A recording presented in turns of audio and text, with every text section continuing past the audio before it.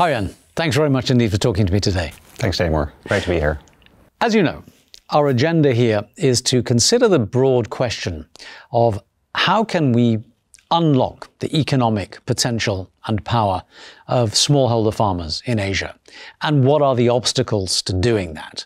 So let's begin there, particularly from the perspective of finance, because so much of the problems arise from the issue of how do we get the money into the hands of the farmers to let them grow and let them develop. Now, you've been in this business for a while. Tell me how you see the landscape and why you think it is that we're still asking this question after so long. Yeah, no, and thanks. As a starting point, you need to think about kind of the scope of how many smallholders are we talking about here in Southeast Asia. I think there are roughly 88 million or more in the region. And a major proportion of the industry. Right? Absolutely, yeah. And 70% of that kind of 88 million need access to finance, some of which obviously have find means to do so. However, a large part doesn't have the kind of accessibility to kind of finance on a daily basis. So how are you going to address that?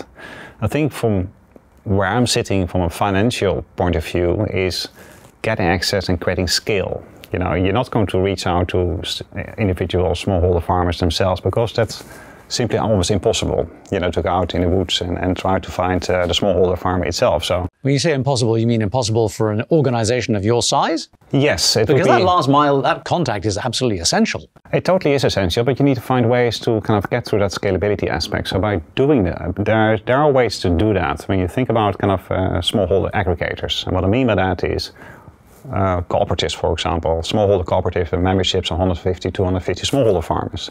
That's a great starting point to get to that last mile aspect, to get access to the smallholder farmers.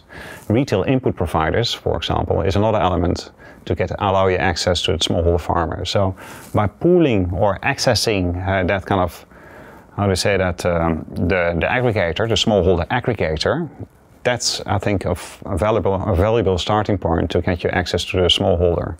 So where is the break in that chain? I mean, all those things exist. There are the financiers, there are the intermediaries, and of course there are the consumers. Why is that passage not functioning properly? There's kind of the challenges in the chain is a little bit kind of obviously the smallholder credit. How are you going to assess what the credit rating is of a smallholder? How are you going to provide ultimately that kind of financing to the smallholder? A way of doing it, and that's what we're exploring right now, is as well by providing credit vouchers, for example, instead of just providing financing, direct cash to the smallholder farmer itself. So you need to find this kind of retail input provider, for example, or the cooperative as a middleman that will then issue those kind of credit vouchers to the smallholder, who then in return can buy the input they require to kind of raise crop. Or that sounds like one interesting approach. Is that a new approach? Tell me about the evolution of how you've addressed this problem over the years. I think it's kind of a new approach. If you think about what the technology allows you to do now, with an e-wallet, for example, that didn't exist 20 years ago or even 10 years ago now. So with having this kind of e-wallet approach, whereby you provide a smallholder with the kind of accessibility through this intermediate mean, that's maybe an area whereby, there's a way to kind of get access through financing through banks, but also other interested parties about farm input providers, for example. They're interested in providing the seeds and fertilizer to the smallholder. But there's other services that could also potentially use that kind of value chain through kind of this intermediate. You talked about the size of that industry, that space. Yeah. So presumably for an organization like yours, that also equates to an opportunity. I think the opportunity lies more in the partnerships you can build. I mean, we as a bank itself, we need to find partnerships with other financial institutions on the ground. Why I'm saying it? Because from a regulatory perspective, retail lending is a highly regulated activity. So you rather kind of work with somebody on the ground in their own regulatory environment that has that accessibility and have that regulatory framework already in place, than for us to duplicate that. So creating that kind of partnership model and collaboration with financial institutions on the ground in the various different countries is an absolute must. Besides that, what I said before is in the sense of what are the other services that you can provide through the value chain.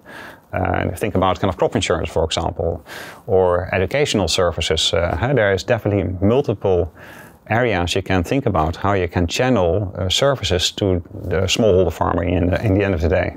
Part of the problem is that all those multiple actors in this environment tend to operate independently, tend to operate in their own little sphere. And they talk about collaboration, they talk about partnership, but do you think that that degree of engagement, that degree of interaction is sufficient? Perhaps one step back, think about kind of put yourself in the shoes of a smallholder farmer. There's a lot of interest in you. There's a lot of activities that has been thrown at you. NGOs, other banks, their startups, they all want to have a piece of the cake from what you do. So they are a little bit kind of cautious in their approach because they haven't seen the benefit of engaging with any of those.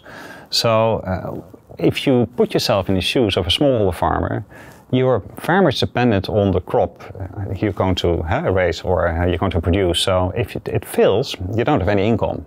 So you're not very likely to take any risks. So therefore the risk averseness from a smallholder farmer and convince them about kind of, okay, this is the way forward. Now you need to partner with such and such and this and that.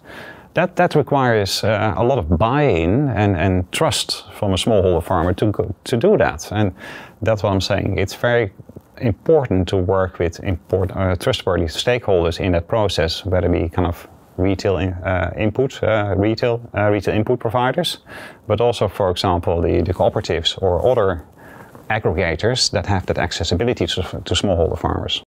What you've been saying is that really one of the key elements here is that smallholder farmers and perhaps people at that end of the process chain need to be a little bit more knowledgeable and more on board with the conventions and the processes of business in the context that you're thinking about it.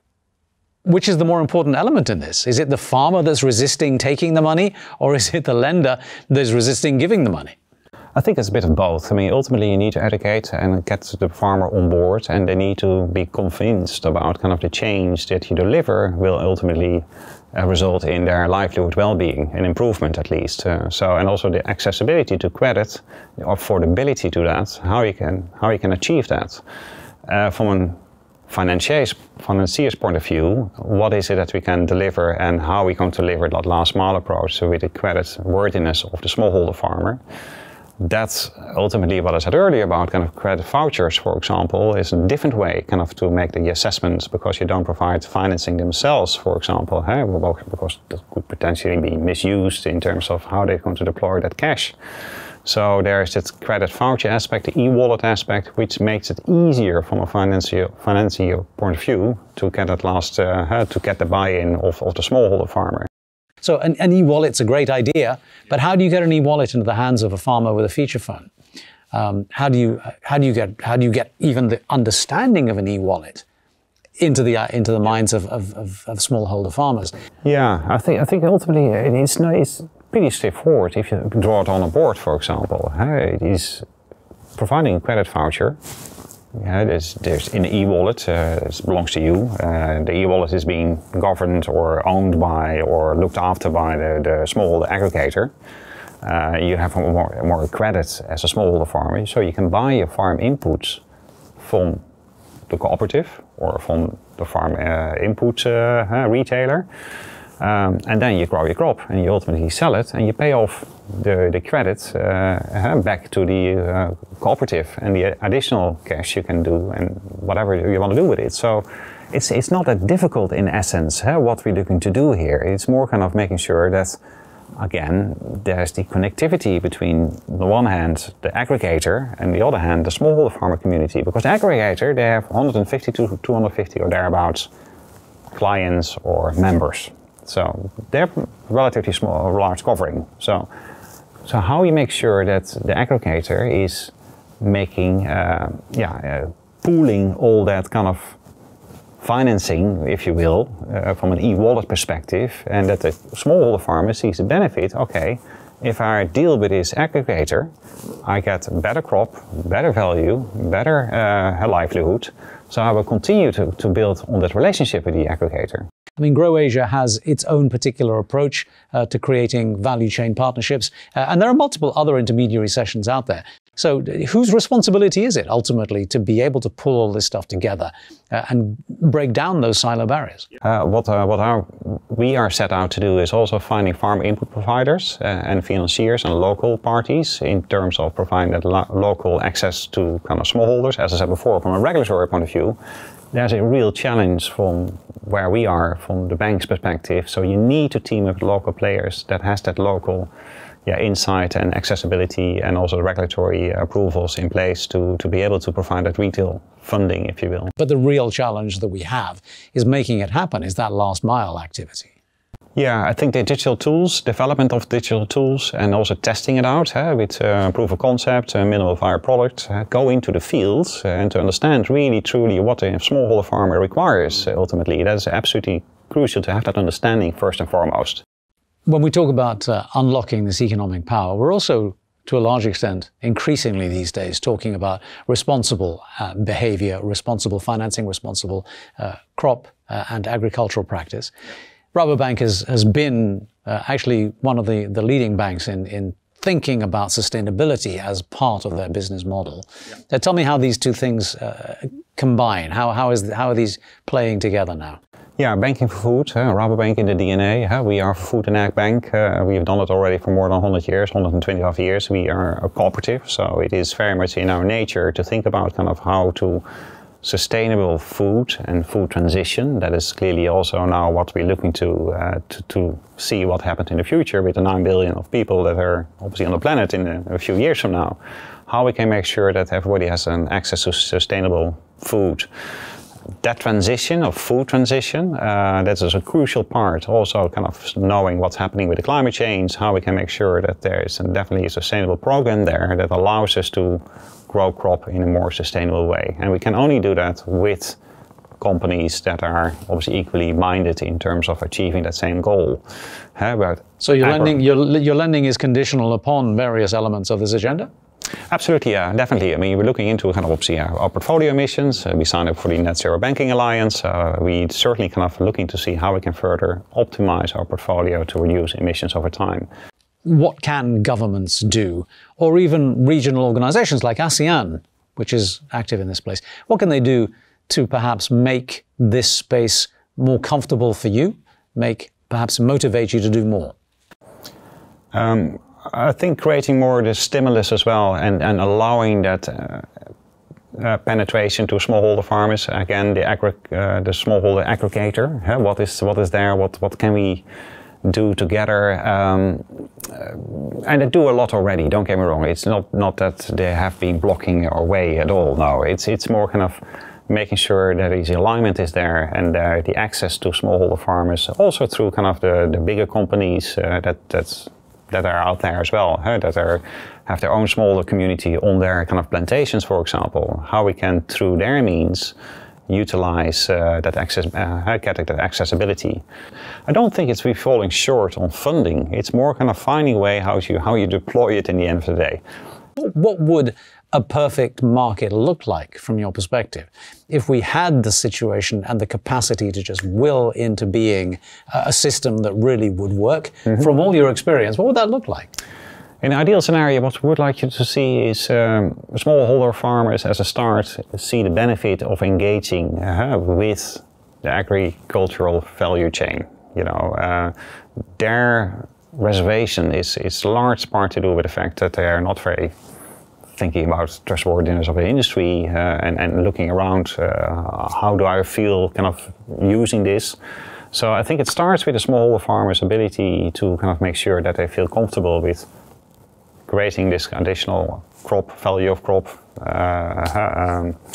quality of crop, if you will, and then through that means getting more buy-in, using the smallholder aggregator and then also the financiers that are behind that to use that whole value chain. What advice would you give to other companies, other lenders, and indeed other members of this ecosystem that we're discussing when it comes to joining in these collaborative activities, joining these platforms, joining these aggregator initiatives? What's the best way to engage, and what are the things to look out for? I think what you've seen so far, whereby there was really success, is getting out there on the ground. I mean, there is a lot of talk about kind of how we can further improve things, but truly test it out and get through where the real problem is, which is actually on the ground and not in the studio here, as we all know. So doing that and try it out. I mean, there's nothing wrong with trying itself, but with the means of support from technical and also, who to contact. So the connectivity, how you're going to make sure that you're going to talk to the right people that can give you access to the smallholder farmers, but also who believe in kind of the true value you're going to deliver to the smallholder farmers. And it's easy said and done, because I mean, there's how many aggregators are there? I mean, each individual aggregator has their own mindset about kind of how he or she would like to run the business. So what's in it for them? How you can pull that together. That's, I think, ultimately, for example, Croatia or other institutions can help out to kind of make sure that the message is delivered, they see the benefits, and ultimately, food input providers, how they ultimately also see the alignment of partnering up and deploying their kind of value chain to the smallholder farmer. The other side of that same question, I guess, is what are the biggest pitfalls in your experience along the way doing this kind of work? What are the biggest mistakes that people make, the easily avoidable ones? Well, it's what I said earlier about smallholder farmers. They need to believe in it. If they don't see the value and benefit of it, and they've been swamped by so many NGOs and so many institutions, they're almost paralyzed in their approach about kind of, okay, I don't know what to do anymore, because who to believe here? So in that sense, making sure that there is this trust building again, and you can prove there is this ultimate benefit in there for them as well to do something. Is the tech connectivity, the digitalization, whether it be simply for communication or data gathering or knowledge sharing, is that at a level where you think it can begin to really have a major impact, or are we still dealing with the initial stages of engagement through tech? Definitely the tools are there to be able to kind of benefit from what you gather in terms of data. I think it's also in the benefit for the farm input provider, for example. What is the yield? If there are certain kind of inputs being delivered to the smallholder farmers, they are interested to have that feedback loop. No, there is none. There's no insight whatsoever in terms of what the crop is doing, that a smallholder farmer is growing. So the tech is there, but the deployment and the interaction and the collection of data. Exactly, yeah. There is no feedback loop, if you will, from the data that we can gather through means of tooling, but that would be beneficial, again, also to understand from a farm input provider, hey, this is the way that actually smallholders should do or should utilize my produce in a better fashion, because we can capture that now, because the data proves this is the way to do that, because there's improvement in quality, there's improvement in quantity, so that feedback loop is not there just yet. Is the absence of that loop because of the inadequacy of technology? Is it because of the failure of the parties involved? It is because there is no link from a smaller perspective to provide that feedback through the aggregator, for example, or ultimately to the farm input provider. Again, what is in there for the smallholder farmer to deliver that data back to the chain? I mean, there's nothing really in there for them. But if you already convince them for them to doing that, that will reduce then ultimately the affordable, the credit interest rate they need to pay on the loans to purchase those farm inputs, then they perhaps see the benefit. Kind of, oh, hang on a sec, that probably is something that is true value, which I can leverage from in providing back, because in return for that, next time around when I buy seeds, I get a reduction because I provided feedback back to the chain. Fascinating. So while a lot of people talk about the absence of money, a lot of people talk about the absence of systems of delivery and coordination and collaboration, what you're talking about is perhaps an absence of knowledge and understanding and proper communication to solve some of these problems, particularly between the smallholder farmer themselves and the systems with which they should be engaging. Yeah, exactly, yeah. And ultimately, that feedback loop, the connectivity, the chain is so complex and multifaceted and lacks transparency we need to improve that. I think that feedback loop need to improve, whereby the farm input providers see the benefit as well, kind of engaging to the aggregator, through the smallholder farmer, and then the farmer ultimately going back to that value chain again as well. Fascinating stuff. Harjan, thanks very much indeed. Timur, great to be here. Thanks again. Thank you.